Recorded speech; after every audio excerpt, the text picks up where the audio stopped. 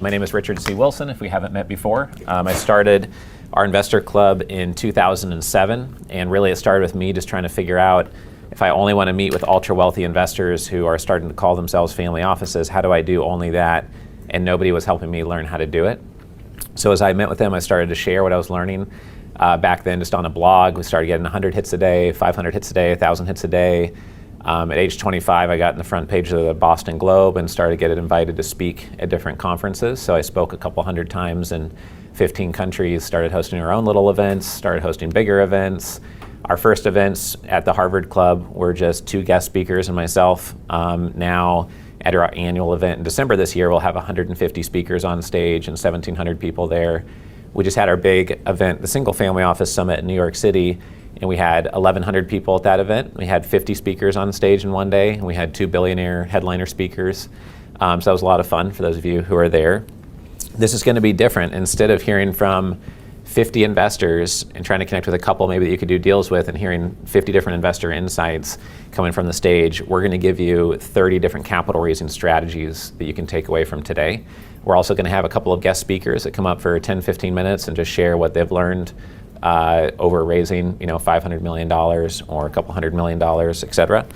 And everything we present today are things that we are using or our close partners are using, or we know many people in the investor club that we run, the Family Office Club, are using. So they aren't theories or guesses or things we read in articles. These are things that are working right now to help people raise capital. So whether you're running a hedge fund or a dental practice or private equity VC group, or you're a real estate developer or multifamily sponsor, 70 to 90% of what we say is going to be usable for what you're doing right now. And if you're finding ideas on stage here that you don't know how to apply, then just raise your hand, let us know, ask questions. There's probably somebody else wondering the same thing. Like, we get questions all the way from what is a CRM to like what is an investor avatar, what is a choke point, what is a virtual family office. So just raise your hand and ask the question if I'm not defining it as we go, so we don't lose you or make it seem not practical in your case.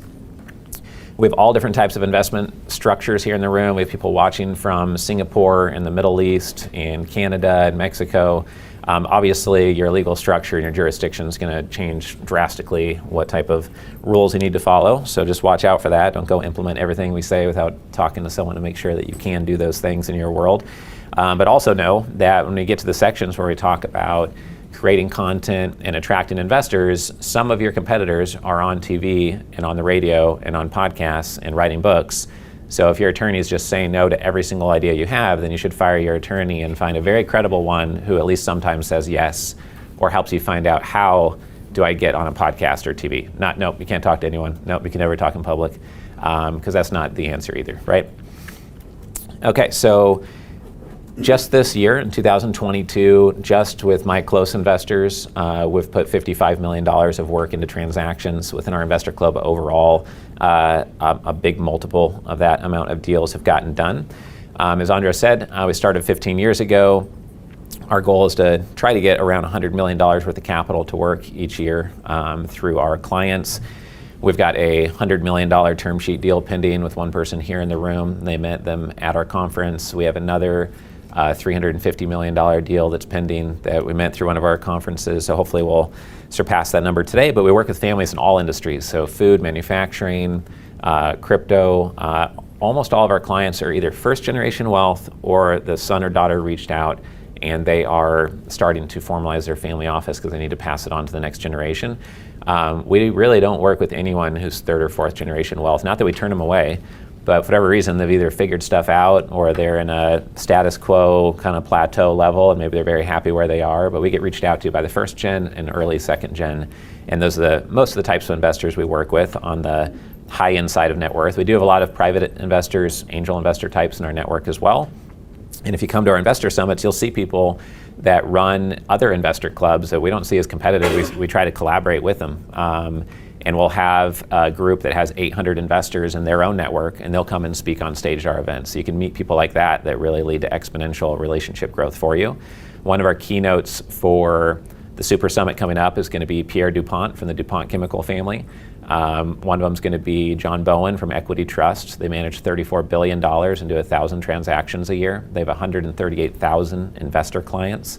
one of our family office club members, I asked him, how well do you know Equity Trust? And they said, oh, we've opened up 2,000 investor accounts with them since we met them.